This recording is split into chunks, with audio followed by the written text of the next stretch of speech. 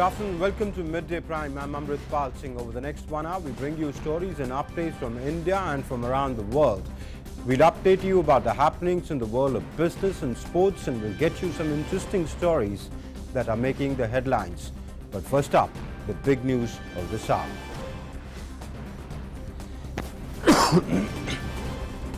Prime Minister Narendra Modi addresses inaugural conclave of the Shikshak Parv via video conferencing. Says in India we have a family relationship between the teacher and children and not merely a professional relationship. The Prime Minister calls upon private sector to contribute in enhancing quality of education in government schools. Also congratulates national awardee teachers. Prime Minister launches multiple key initiatives under the Azadi Ka Amrit Mahotsav. Prime Minister launches Indian Sign Language Dictionary.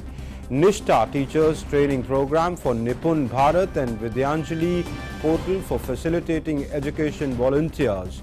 Prime Minister says India will act as a super connect between all academic activities. In Afghanistan, Taliban claims to capture the last pocket in Panjshir Valley, even as the National Resistance Force says resistance forces still present in Panjshir. Formation of new government gains momentum. China mum on reports of Taliban's invite to attend formation ceremony.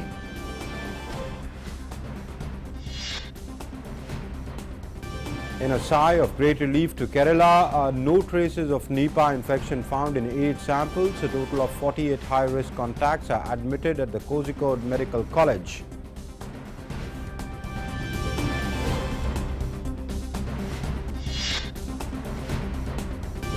India administers over 1.13 crore vaccine doses in a day again. Almost 70 crore doses administered across the country so far.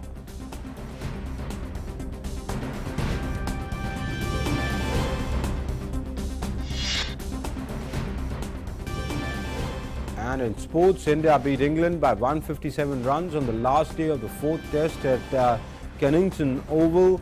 Indian bowlers capped the impressive second innings show by batters to take a 2-1 lead in the 5-match series.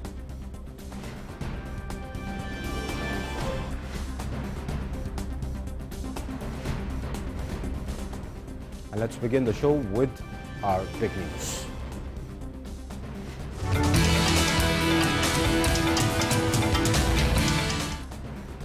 Prime Minister Narendra Modi today launched multiple key initiatives in the education sector during the inaugural conclave of the Shikshak Parv via video conferencing.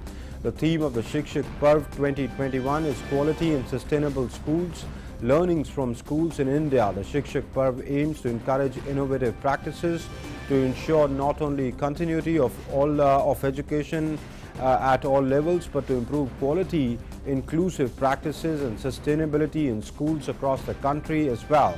While addressing the students and teachers on the inaugural conclave of the Shikshak Parv, Prime Minister praises all academicians, experts, teachers for their contribution at entry level from the formulation of national education policy till its implementation. Prime Minister urged to take this participation to a new level for which people's participation is required. NEP के formulation से लेकर implementation तक हर स्तर पर academicians का, experts का, teachers का, सबका योगदान रहा है। आप सभी इसके लिए प्रशंसा के पात्र हैं। अब हमें इस भागीदारी को एक नए स्तर तक लेकर जाना है। हमें इसमें समाज को भी जोड़ना है। Vidyanjali 2.0, which was also launched, will enable community and volunteers to contribute by connecting directly with the government and government-aided schools of their choice. Prime Minister Modi said that these efforts are in line with the government's efforts to ensure top-quality education for India's youth. Vidyanjali 2.0 इसी पुरातन परंपरा को अब एक नए कलेवर में मजबूत करेगी। देश ने सबका साथ, सबका विकास, सबका विश्वास के साथ सबका प्रयास का जो संकल्प लिया है, विद्यांजलि 2.0 उसके लिए एक बहुत ही जीवंत प्लेटफॉर्म की तरह है, वाइब्रेंट प्लेटफॉर्म की तरह है। इसमें हमारे समाज को, हमारे प्राइवेट सेक्टर को आगे आना है और सरकारी स्कूलों में शिक्षा की गुणवत्ता बढ़ाने में अपना योगदान देना है। Talking about national digital educational architecture, Prime Minister Modi said that the NDIA will play a crucial role in eradicating inequalities from education. National digital educational architecture यानी एनडीआर की भी बड़ी भूमिका होने वाली है। जैसे यूपीआई इंटरफेस ने बैंकिंग सेक्टर को रिवोल्यूशनाइज कर दिया है, वैसे ही एनडीआर सभी एकेडमिक एक्टिविटीज के बीच एक सुपर कनेक्ट का काम करेगा। Prime Minister Narendra Modi said that Nishta 3.0 training program has been launched to prepare teachers for advancements in technology and systems. तेजी से बदलते इस दौर में हमारे शिक्षकों को भी नई व्यवस्थाओं और तकनीकों के बारे में तेजी से सीखना होता है। निष्ठा ट्रेनिंग प्रोग्राम के जरिए देश अपने टीचर्स को इन्हीं बदलावों के लिए तैयार कर रहा है। हमारे टीचर्स जब competency based teaching, art integration, high order thinking और क्रिएटिव एंड क्रिटिकल थिंकिंग जैसे नए तौर तरीकों से परिचित होंगे तो वो भविष्य के लिए युवाओं को और सहजता से गढ़ पाएंगे। भारत के शिक्षकों में किसी भी ग्लोबल स्टैंडर्ड पर खरा उतरने की क्षमता तो है ही, साथ ही उनके पास अपनी विशेष पूंजी भी है। उनकी ये विशेष पूंजी, ये विशेष ताकत है उनके भीतर के भारतीय संस्कार। The Prime Minister said it is the first time that the sign language will be taught to students as part of the curriculum. He said the step would help in educating visually impaired students across the length and breadth of the country. आज देश talking books और audio books जैसी तकनीक को शिक्षा का हिस्सा बना रहा है। यूनिवर्सल डिजाइन ऑफ लर्निंग यानी यूडीएल पर आधारित 10,000 शब्दों की इंडियन साइन लैंग्वेज डिक्शनरी को भी विकसित किया गया है। असम के बिहू से लेकर भारतनाट्यम तक सांकेतिक भाषा हमारे यहां सदियों से कला और संस्कृति का हिस्सा रही है। अब देश पहली बार साइन लैंग्वेज को एक सब्जेक्ट के रूप में पाठ्यक्रम का हिस्सा बना रहा है ताकि जिन मासूम बच्चों को इसकी विशेष जरूरत है वो किसी से पीछे न रह जाए। Prime Minister Modi also lauded the competency of Indian teachers to meet global standards. The Prime Minister said that the teachers and students in India don't have professional but a personal relationship. हमारे शिक्षक अपने काम को केवल एक पेशा नहीं मानते, उनके लिए पढ़ाना एक मानवीय संवेदना है, एक पवित्र और नैतिक कर्तव्य है। इसलिए हमारे यहां शिक्षक और बच्चों के बीच प्रोफेशनल रिश्ता नहीं होता बल्कि एक पारिवारिक रिश्ता होता है और ये रिश्ता, ये संबंध पूरे जीवन का होता है। इसलिए भारत के शिक्षक दुनिया में जहां भी कहीं जाते हैं अपनी एक अलग छाप छोड़ते हैं. And moving on now to our national prime segment.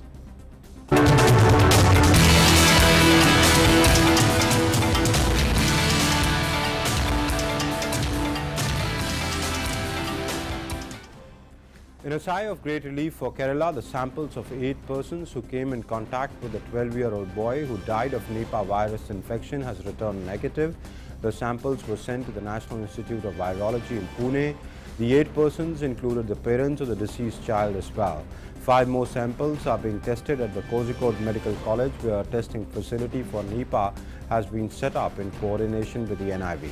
A total of 48 high-risk contacts, including the 8 who got tested, are admitted at the Kozhikode Medical College. The sample testing for these are likely to be completed today. A central government team from the National Centre for Disease Control is in Kerala providing technical support to the state. They've asked the state officials to strengthen the hospital-based and community-based surveillance.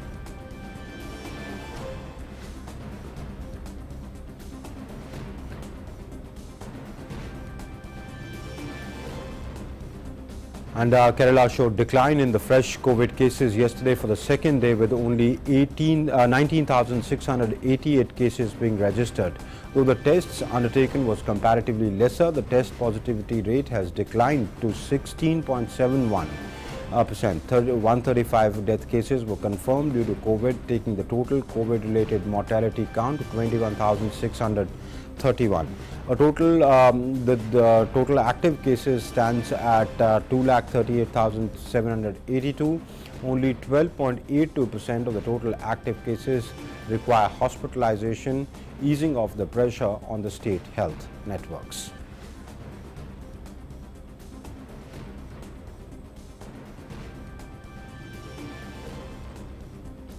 And for more on that story, I'm joined by my colleague Ajay Joy, who joins me from Trivandrum. Ajay, first of all, some good news that the samples tested for the 8 people who came in contact with the 12-year-old boy have tested negative. But I understand some tests are still being conducted. Please take us up to speed with that. Oh, yes, Ramesh, it's a huge relief in the morning itself, when during the press conference, Minister communicated that 8 of the samples had tested negative. And by the latest release, it is said that 2 more samples have been tested and it has been confirmed negative. So far 10 samples have turned negative for Nipah so far. And there are, to mind it, there are 48 high-risk contact people involved in this. So the authorities are still on high vigil about if there are any symptoms coming up in these people. Out of them, 11 have already shown symptoms. So out of the 11, at least 10 have been cleared so far as negative for Nipah. But the vigil is yet to be over, because the 48 people are still categorized as high-risk contacts, and that will continue for time being.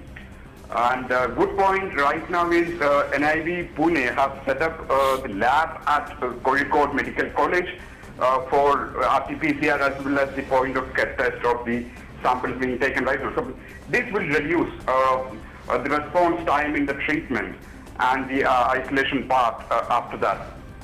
So in that case, Nipah handling will be much more an easier task for the state authorities right now. It's already equipped with information and technical support from the central team as well. So there is a proper coordination on the ground right now.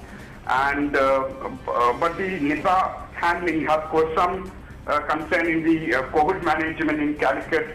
Not the management part, but the vaccination has been suspended for 2 days in certain areas of Kozhikode where Nipah has occurred. So that's how things are on the ground right now. No, but why has vaccination been suspended to stop the spread of Nipah? It's actually because the health authorities are diverting their attention and the resource for the controlling of the Nipah in these areas, two particular areas of Kozhikode district. So that's why vaccination has been suspended for 2 days in these areas to divert the resource to the handling of Nipah right now and to avoid any spread in these particular hotspot areas where Nipah was confirmed. Okay, and give us a sense, Ajay, of the COVID situation in the rest of the state. COVID situation, the minister herself was telling that they got, they were expecting the worst after the Onam, but that hasn't occurred so far. So that's why the state government is in confidence that the COVID case will slowly come down, they can handle, they can manage it better from now onwards. Especially if you look at the vaccines, it's already more than 75% of the people of the eligible population are at least being vaccinated with that 1 dose minimum. So that means on the vaccination side there's a huge improvement. The vaccine supplies are coming in. So there is hope that this can be overcome very soon. Also the numbers seem quite daunting, but the handling part is relatively less challenging these days when compared to what happened in May. All right, Ajay, many thanks for joining us and giving us those updates.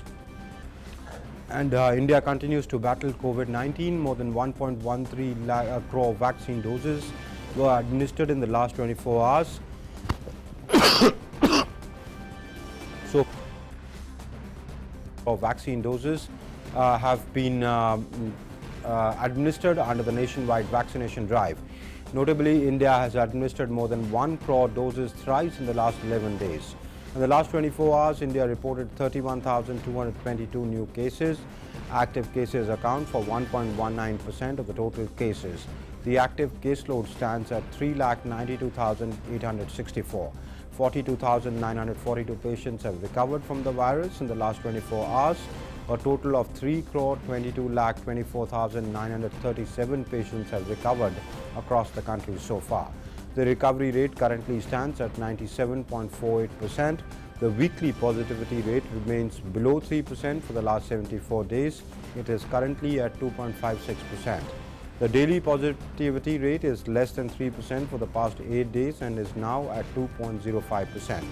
Testing for COVID-19 in the country has been ramped up. 15,26,056 samples were tested in the last 24 hours. A total of over 53.31 crore tests have been conducted so far in the country. Vice President M. Venkaiah Naidu today launched the free COVID vaccination drive at Swarn Bharat Trust in Hyderabad. The Vice President also inaugurated the virtual free vaccination camps at Swarn Bharat Trust centers at Nellore and Vijayawada. Addressing the event, the Vice President said that sportspersons, media, artists should come forward and participate in the vaccination campaign to make it successful. People's leader, artists, sportsmen, journalists, political leaders, every media, everybody has to take a lead and initiative because they can communicate better. Sportsmen are icons. Media communicates better, and also cinema artists and other people. They are all popular among the masses. That's why they all should join this campaign of mass vaccination. The Uttarakhand government on Monday extended the ongoing COVID-induced lockdown in the state by another week. That's till September 14th. During previous relaxations, the government offices were allowed to function with 100% capacity. Shops and business establishments in the state were also permitted to open from 8 a.m. to 9 p.m. 6 days a week. Water parks were permitted to open with 50% capacity.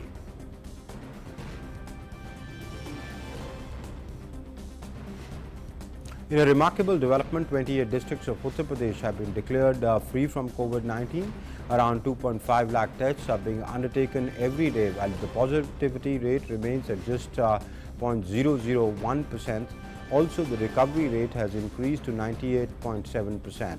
The Uttar Pradesh government will also launch a statewide surveillance drive from today till September 16th, during which the health officials will go door to door to identify those with viral fever, COVID-19 symptoms and other diseases arising out of seasonal vagaries. The state government is also running a free vaccination camp to prevent COVID-19. In Bihar, the flood situation has further improved as number of flood-affected districts has come down to 13. At present, a population of around 15 lakhs in 1244 district is affected. The discharges from Kosi and Gandak barrages have also reduced to 1.5 lakh cusecs. But at present, the water flow is on a rising trend. Meanwhile, the monsoon has again become active due to low pressure area built up in the Bay of Bengal. Several rivers, including the Buri, Gandak and Kamla Balan, have adopted a rising trend. The central team is on a visit to flood-affected areas of the state. Six-member team led by the Joint Secretary in the Ministry of Home Affairs, Rakesh Kumar Singh, is visiting Darbhanga and Bhagalpur today. The team will make an on-the-spot assessment of the damage caused to public and private properties and crops.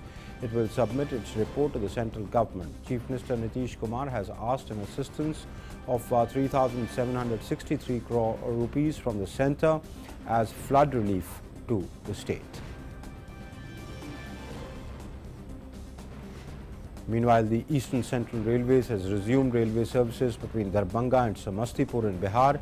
The railways had suspended at least 31 trains in August on the Bhagmati River railway track in view of the swollen river. Divisional Railway Manager has said that the train services will now continue unhindered.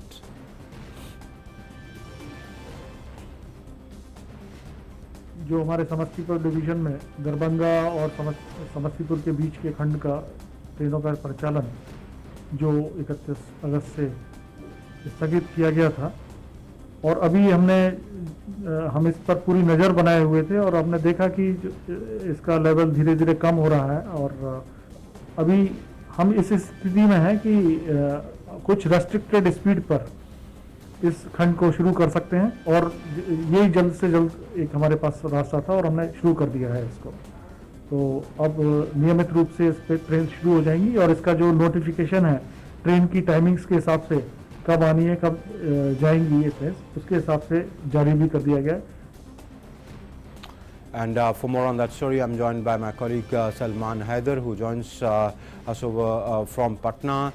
Salman, give us a sense of things are improving, but still, 13 districts remain affected. What is the situation there? Actually, during the last 24 hours, Patna and Munger have come out of the flood situation.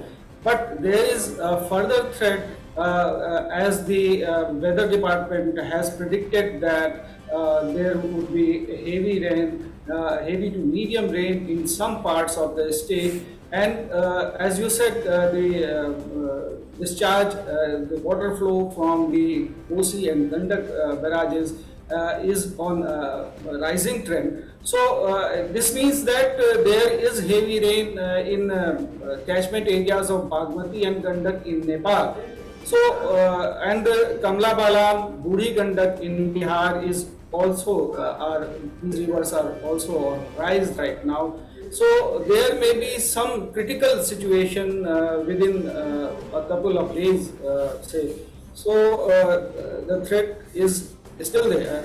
And as the Chief Minister Nitish Kumar said yesterday, 20 days more than 20 days are remained in September itself, and it is usually the whole September month in which the menace of flood is faced by the state population.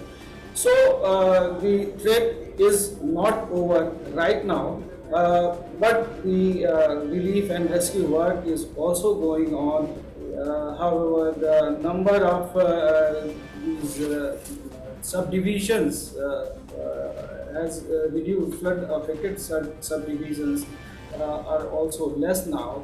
So, out of 83 yesterday, only 73 subdivisions in 13 districts are affected. Yes, sir. Salman, also give us a sense of what is the situation in the relief camps and what is the health department doing about, containing the spread of, say, the epidemic, because that threat generally looms large even in places where water is receding. As of now, there are 5 relief camps are there, and 496 people are living there. But more than 14 lakh population is affected due to the flood, and from where the water is receding, there is a threat of spreading the contagious infectious diseases. So the state government is all geared up to launch a cleanliness drive. Sprinkling of bleaching powder is being conducted, and chlorine tablets have been distributed in the affected areas. As you know, the problem of drinking water is acute in flood affected areas. There is vast volume of water everywhere, but it is not usable for the purpose of drinking. So these are the things state government is making all of effort to mitigate the problems of the people. Yes, sir. All right, Salman, many thanks for joining us and giving us that update. Thank you. Meanwhile, the flood situation in Assam has improved significantly. As per latest report issued by the Assam State Disaster Management Authority, the number of affected people has come down to 43,416 and affected crop area has also reduced to 15,981 hectares.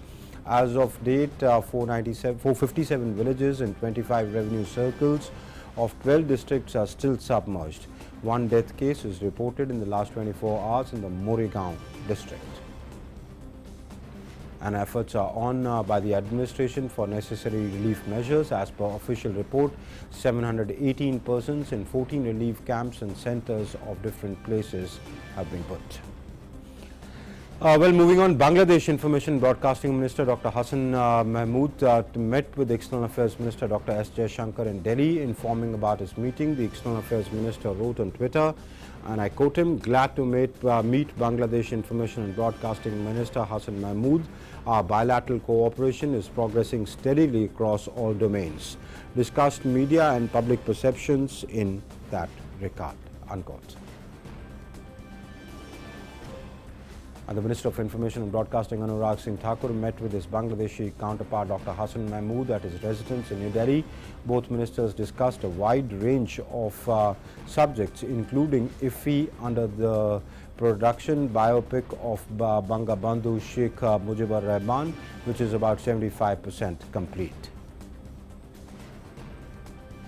So Bangladesh and India enjoys historical ties. People-to-people contact, government-to-government contact has been our key area.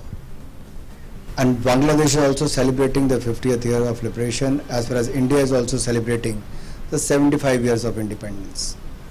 The biopic, the Bangabandhu, is almost 75% complete. We have talked about to complete it as soon as possible to allow the shooting in Bangladesh for the rest of the episodes. Apart than that, we are also working on the documentary, which will be started soon. 6th of December, the day we look at as a Maitri Divas, should be celebrated.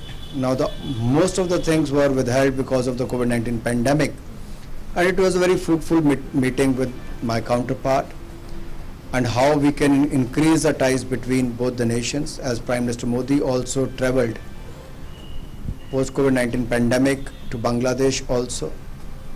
So I think these people-to-people contact and government-to-government contacts could be the key for further strengthening the ties between two countries.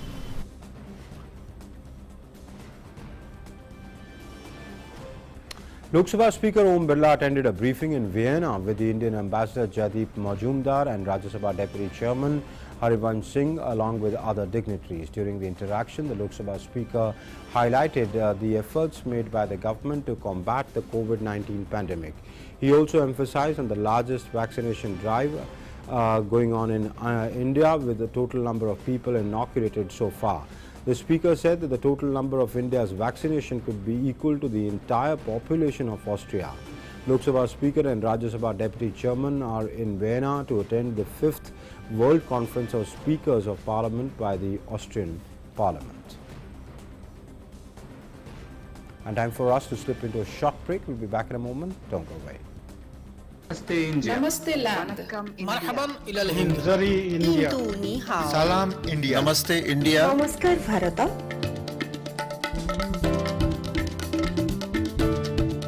Mui India. Nahnu hunud.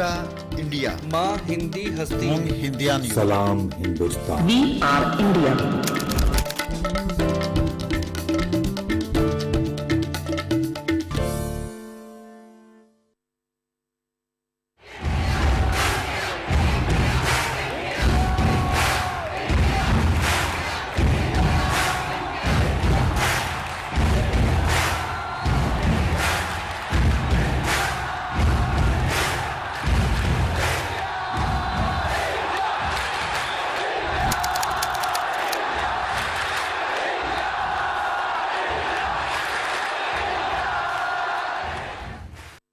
Your window to rising India.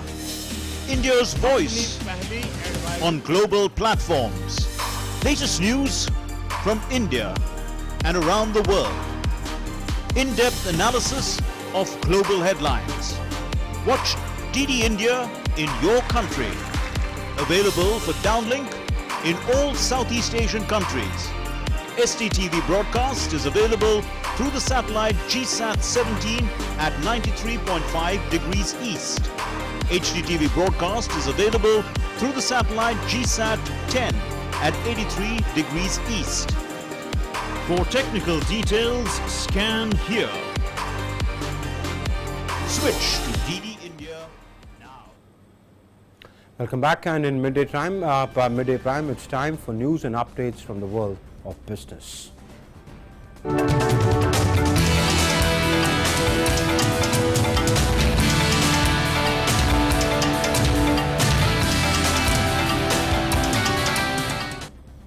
And my colleague Tanvi Taneja joins us for more on that. Tanvi, tell us how the markets are doing today.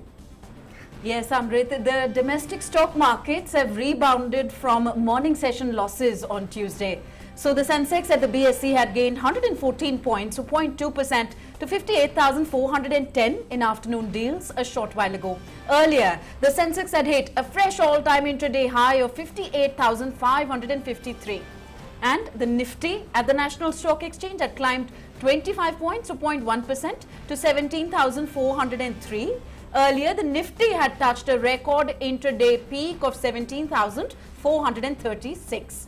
In the broader market, the BSE mid-cap index had shed 0.1% and the small-cap index had dropped 0.3%. The top index gainers in afternoon deals on the BSE are Bharti Airtel, HDFC, ITC and IndusInd Bank with gains of between 1 and 2.5%. The top index losers are Sun Pharma, Axis Bank and Infosys with losses of between 1 and 1.5%. Most other key Asian markets also gained ground on Tuesday as investors bet that the US Federal Reserve or their central bank is likely to delay the start of tapering its asset purchases following soft US jobs data. So Japan's Nikkei 225 index rose 0.9%, China's Shanghai Composite Index surged 1.5% and Hong Kong's Hang Seng Index added 1.1% on Tuesday. But South Korea's Kospi Index declined 0.6% on uncertainties about tapering of the US Federal Reserve's bond purchase program. Back home at the interbank forex market, the rupee had slipped 7 paise against the dollar in opening deals on Tuesday amid weak domestic stock markets. Later in afternoon deals, the rupee had lost 28 paise to 73 rupees 39 paise against the greenback. At the multi-commodity exchange, gold had dropped 59 rupees to 47,366 rupees per 10 grams.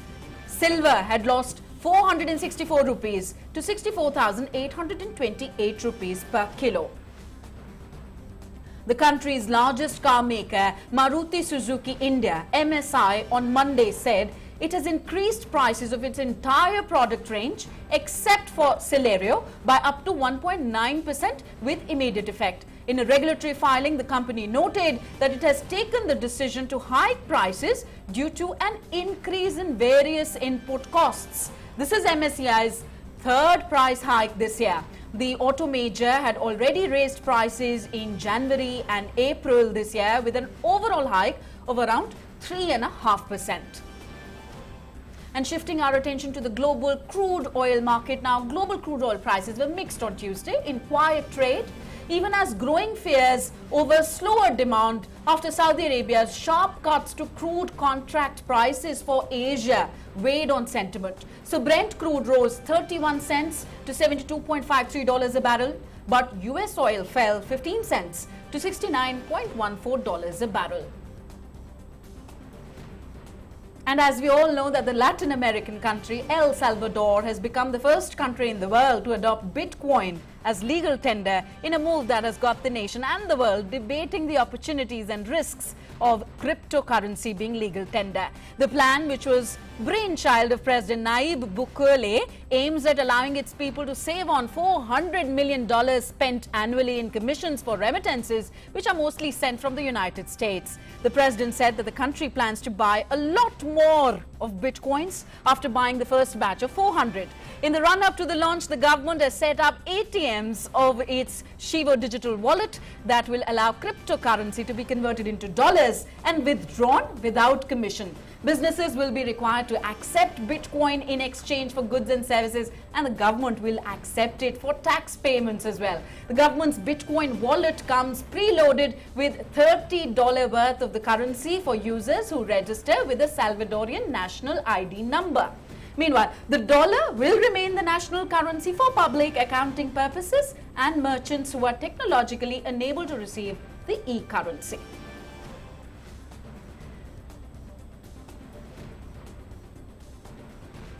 So we'll have to wait and watch, Amrit, how Bitcoin travels to other countries as well in future as legal tender. For now, back to you. Absolutely. It'll be interesting to see how the cryptocurrency plays out. Many thanks, Tanvi Taneja, for giving us those updates. And let's now take a look at what's making news across the globe.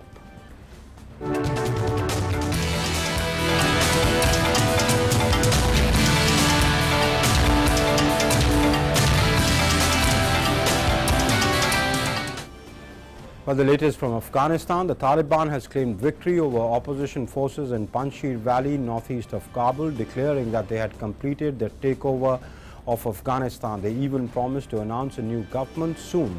The Taliban assured the people of Panjshir that there would be no discriminatory acts against them.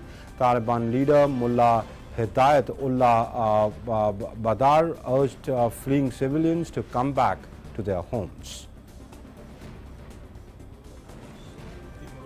All the forces of the Islamic Emirate are present there. Work is underway on technical issues so that the new government is announced. We are also waiting for that, but efforts are being made to do the basic work. I hope we'll see the announcement of the government in the next few nights. The forces that were trained in the past should be re-employed, and the new government is reviewing this program. And all those who have been trained in various fields and professions will return to the security institutions. It will be announced to them. The Taliban spokesperson also said that a procedure will be created for women so that women in areas where Islamic laws allow them to work. He also said that women were back at work in health and education sectors. We are ensuring women's rights within the framework of Islamic law. With the formation of the new government, a procedure will be created for women so that women in areas where Islamic law allows them will work, and they will be provided with activities.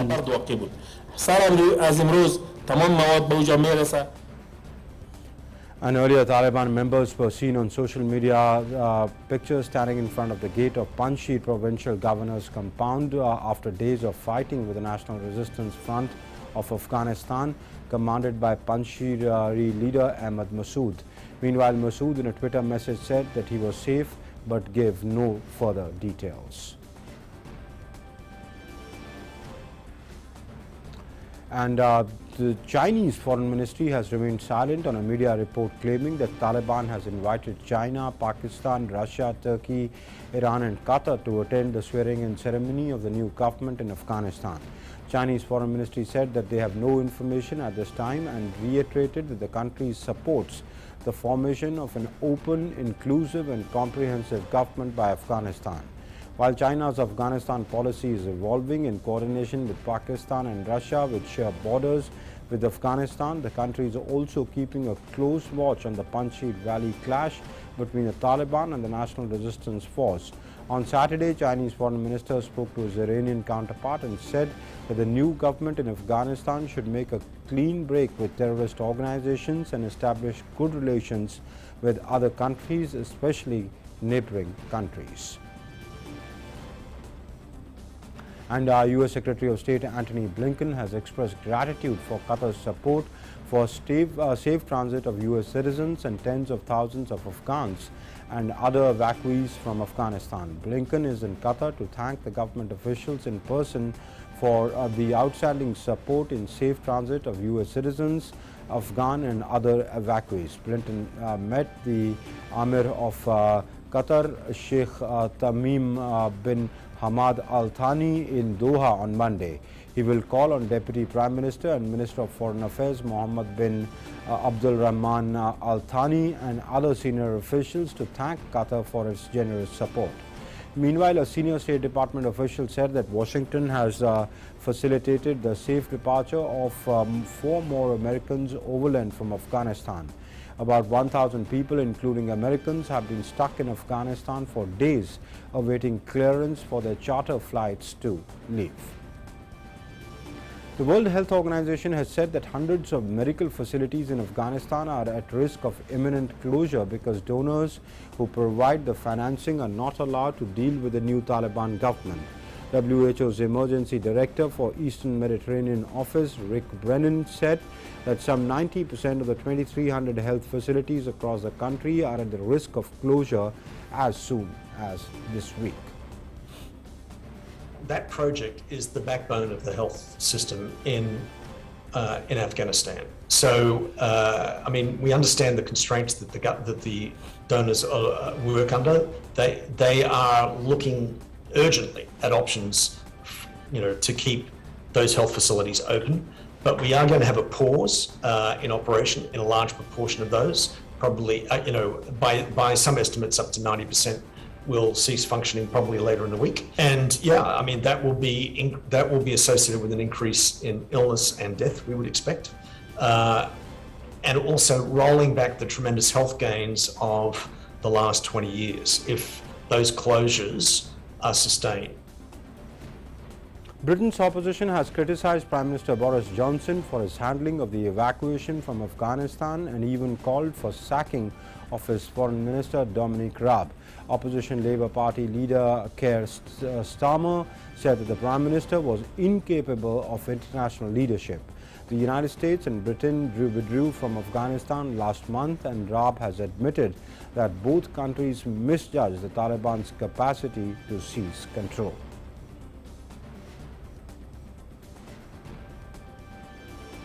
We have a Prime Minister incapable of international leadership just when we needed it most. I know it's uncomfortable. The terrible attacks from ISIS-K highlight the new security threat. The government must act quickly to coordinate international partners to ensure the Afghan government's collapse does not lead to a vacuum for terrorists to fill. And for more on that story, I'm joined by my colleague Ravi Deman. Ravi, give us a sense of what the situation is currently in Panjshir, because claims and counterclaims continue. We understand that Ahmed Masood tweeted saying that he's safe, but he gave no further details. So what are the reports on the situation in Panjshir? Panjshir remains inconclusive. Taliban has said that it has one Panjshir, but that claim has been countered by Masood. As you said, he said that the fighters of NRF are very much there, perched at the top of the mountains, and they're struggle and their fight against Taliban will continue. Taliban, to support its claim, has released videos of them hoisting the flag of Taliban near the governor's palace in Panjshir. So they have, in fact, it looks like they have captured some parts of Panjshir, but the fight is going on. And the main challenge for Taliban is, I think, in Kabul and in other parts of the country where simultaneous protests have broken out against many factors, joined by many factors, and I think precipitated by the Pakistani ISI's DG's visit to Kabul. People have been protesting against Pakistan's interference in Afghanistan affairs. And going by the protests that we saw in Kabul today, the priority for Taliban would be to find support to somehow organize and establish a government so that the day-to-day affairs of the country can be taken care of. Okay. No, Ravi, you saying that people are protesting the interference of Pakistan in the affairs of Afghanistan? Who all are protesting? Well, that's what the visuals showed. People taking banners and posters with and chanting slogans against Pakistan, against ISI in Kabul. What from the reports we hear that the Taliban people had to open fire. I mean, fire in the air to disperse the mob in Kabul, which had gathered outside the embassy of Pakistan. So this kind of protest ring an alarm bell for the Taliban because you see the protest against Pakistan or protest against rising prices or protest against any other thing, that shows that people are trying to organize so that their voices be heard, and that's not the way the Taliban 1.0 ruled Afghanistan. It was ruled with an iron hand, it was ironclad regime. So this is something they are not used to, and this is something which will definitely ring an alarm bell in Taliban upper echelons. Ravi, we saw visuals of women protesting both in Kabul, in Herat, but the Taliban is at pains to say that women can go back to work, especially in the medical field, in the education field. So is it that Taliban is the baggage of the past reputation that Taliban carries from its previous regime is bearing the burden on them, or why are the women not being able to take Taliban for their word? Well, you said it, Amrit, quite right. Taliban is trying to shake off this monkey and bogey of its back of being unfair to women and unfair to minorities, because now Pakistan needs foreign aid desperately. The economy is in doldrums and they can't expect financial aid from either Pakistan or Iran, or for that matter any Central Asian country, and also not from Russia. So they want financial aid desperately. For that, they have to show that they are walking the talk. They actually match the words and promises that they gave to the world when they were sweeping to power and when they were approaching Kabul, when they captured Kabul, that they will respect human rights and rights of women and not, their minorities will not be threatened. So they have to come good on these promises, otherwise the financial aid will not come. They will not be recognized. And we've just heard US President, the White House also said that they are not in a hurry to recognize the Taliban regime. So they have to fight off these challenges. Fighting the armed resistance was something different, and now trying to get the diplomatic thing going, trying to get recognition and trying to run a country will be a altogether different game for them. Absolutely. Many thanks, Ravi Dhiman, for joining us and giving us that update. And the Canadian Liberal Prime Minister Justin Trudeau, trailing in opinion polls, attacked his main rival for waffling on gun control and vaccine mandates as the campaign enters its final stretch ahead of the September 20th election. The Conservative leader Erin O'Toole on Sunday scrapped a campaign promise to eliminate a ban on some assault weapons, a sensitive issue in Canada after mass shootings in recent years. Trudeau sought to capitalize on his opponent's shift with just 2 weeks left to reverse his fortunes. Meanwhile, Trudeau and Erin O'Toole will have much at stake when they get a chance to have a go at each other's policies at an official debate on September 9th evening. Both will use the stage to gain momentum for the final stretch of the campaign. Sri Lanka's parliament has approved a state of emergency declared by the president, who said it's needed to control food prices and prevent hoarding amid shortages of some staples. Opposition legislators said that the emergency declaration is not needed because other laws can be used to maintain essential supplies, and the tough emergency rules can be misused to stifle critics. The emergency law enables authorities to detain people without warrants, seize property, enter and search any premises, suspend laws and issue orders that cannot be questioned in court. Officials who issue such orders are also immune from lawsuits. President Gotabaya Rajapaksa had declared the emergency on the 30th of August. And it's time now from stories from the world of sports.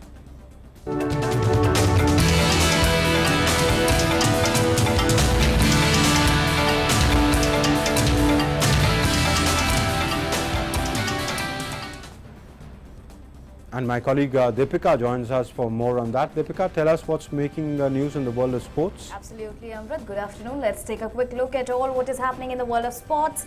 And an MOU was signed between the Ministry of Sports and Coal India Limited in the presence of Union Sports Minister Anurag Singh Thakur to build 3 youth hostels for sports at Sai.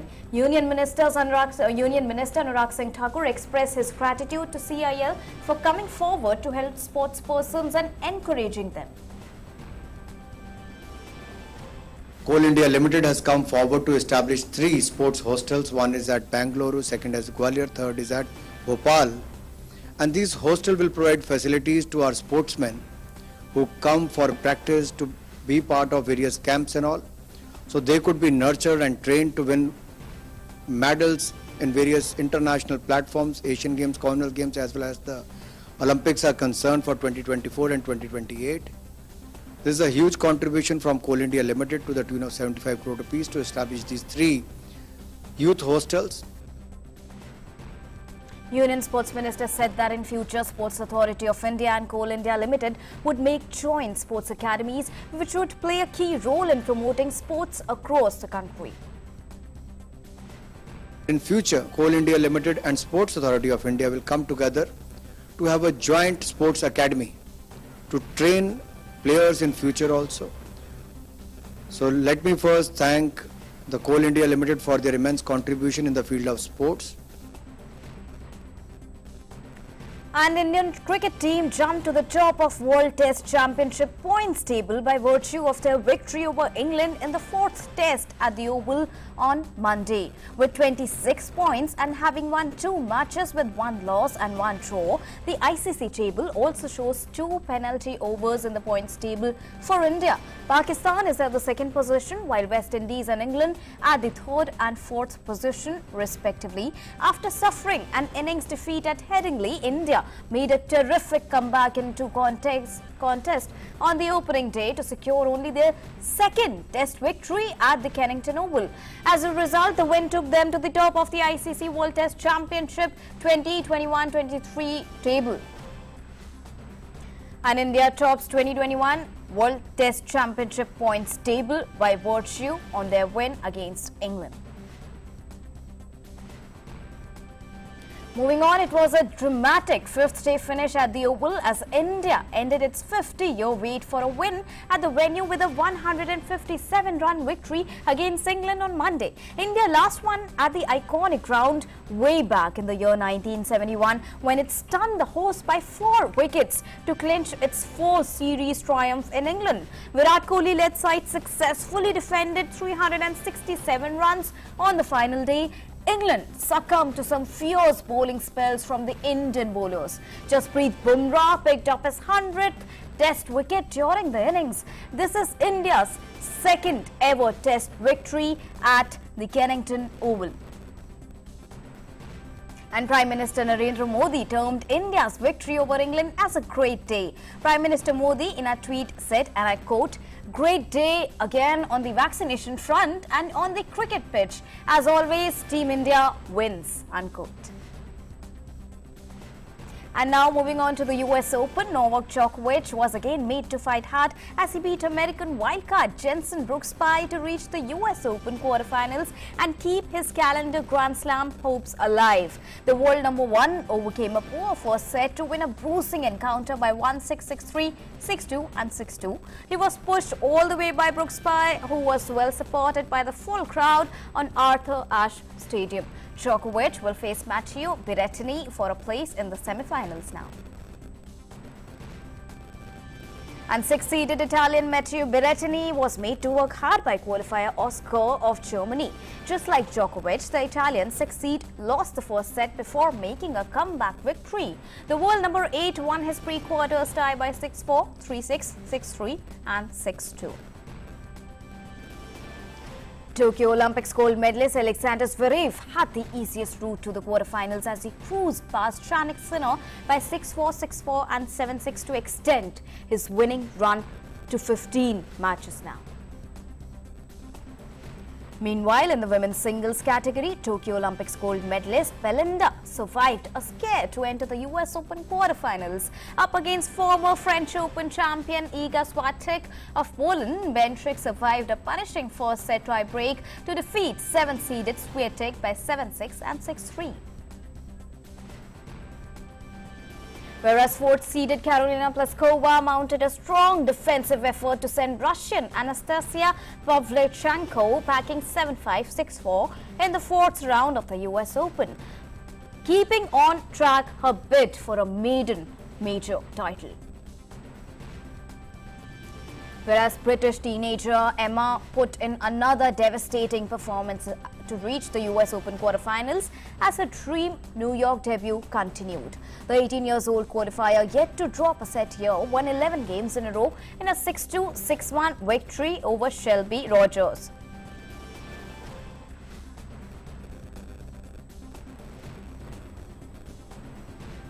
That's all for now in Sports Prime. Over to you, Amrit. Well, thank you, Deepika, for that. And that's it then in Midday Prime. Thanks for watching. Have a good day. Namaskar.